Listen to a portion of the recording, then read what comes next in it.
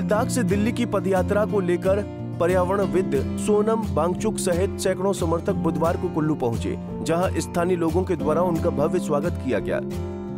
कुल्लू में कुछ देर रुकने के बाद पदयात्रा भुंतर की तरफ रवाना हुई। इस दौरान पर्यावरणविद सोनम वांगचुक ने कहा कि ये यात्रा 1 सितंबर को लेह से दिल्ली के लिए चली थी, जिसमें सैकड़ों लोग शामिल थे।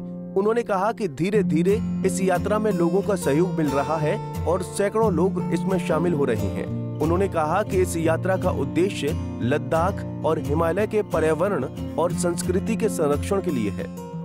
जी, ये पदयात्रा लेह से चली थी 1 सितंबर को लगभग 100 लोगों के साथ। अभी तो सैकड़ों में लोग बढ़ते जा रहे हैं।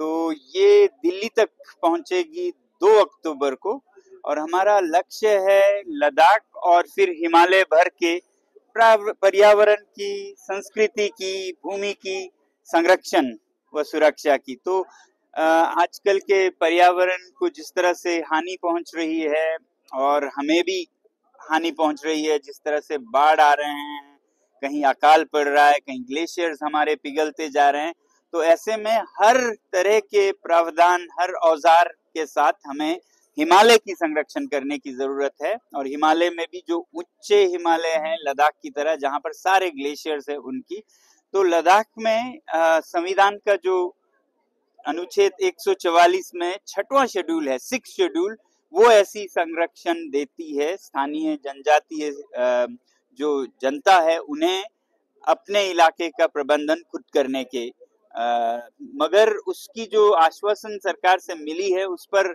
अमल नहीं हुआ है। 2019 और 20 में सारे चुनाव घोषणा पत्रों में यही थे पहले बिंदुओं में, मगर फिर उसके बाद उस पर बात नहीं हुई और जो बातचीत हो रही थी सरकार और लद्दाख के नेताओं में वो भी रुक गया है। तो हम सरकार से मांग कर रहे हैं, याद दिला रहे हैं उनका वचन, और ये बातचीत दोबारा चले।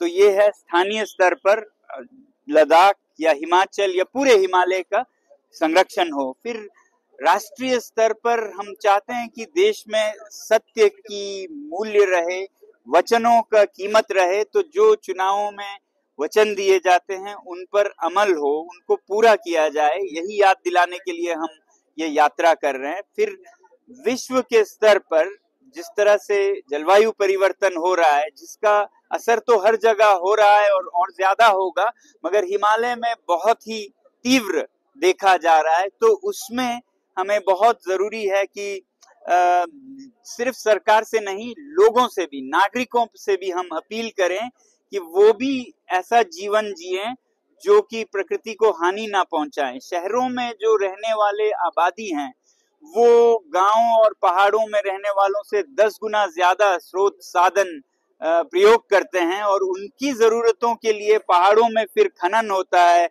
चाहे वो लिथियम का हो या गोल्ड सिल्वर जिसका भी हो, या फिर उनके लिए जो बिजली की जरूरत है वो हिमाचल में जल परियोजनाएं बन के आती हैं, हाइड्रो प्रोजेक्ट्स। लद्दाख में वो चरागों पर सोलर पावर प्रोजेक्ट्स बन के आते हैं। तो यहाँ के लोग कहीं डूबते हैं तो कहीं विस्थापित होते हैं।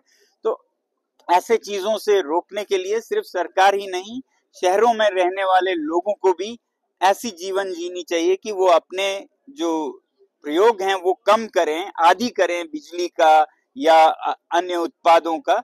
तो हमारे पहाड़, हमारी जीवन, हमारी संस्कृति भी बच पाए। तो ये हमारे मुख्य 2 हैं, संरक्षण हिमालय का, लद्दाख का, और फिर विश्व के स्तर पर लोगों से अपील।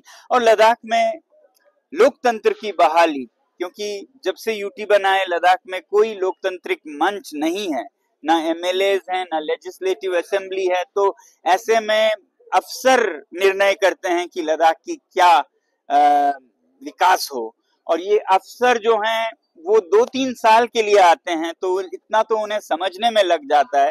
तो ऐसे तो हिमालय और भी बिगड़ेगा और इसका खामियाजा यहाँ के लोगों को पीढ़ियों तक सहनी पड़ेंगी। तो ये हमारे मुद्दे हैं। फिर बाकी युवाओं की रोजगार की बात है। 5 सालों में कोई नियुक्ति नहीं हुई है। मेरे साथी यहाँ पर हैं जो युवा हैं, जिनको इनके बारे में मालूम है, मैं उनसे कहूंगा कि वो बताएं। पंजाब केसरी टीवी के लिए कुल्लू से दिलीप ठाकुर की रिपोर्ट। हमसे जुड़े रहने के लिए हमारे YouTube चैनल को सब्सक्राइब करें और नई वीडियो की नोटिफिकेशन के लिए बेल आइकॉन को दबाएं। अगर आप ये वीडियो Facebook पर देख रहे हैं तो लाइक जरूर करें और ज्यादा से ज्यादा शेयर करें। इसी तरह के और भी अपडेट्स के लिए फॉलो करें हमारा Instagram पेज himachal.ke।